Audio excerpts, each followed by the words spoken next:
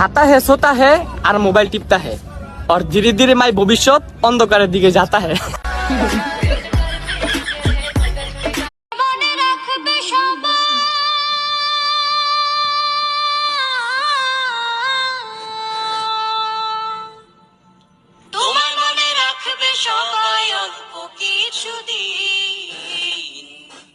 নতুন সাজে সাজবে তুমি সাদা পোশাকে, দলে দলে আসবে সবাই তোমায় দেখিতে, তোমায় মনে রাখবে সবাই,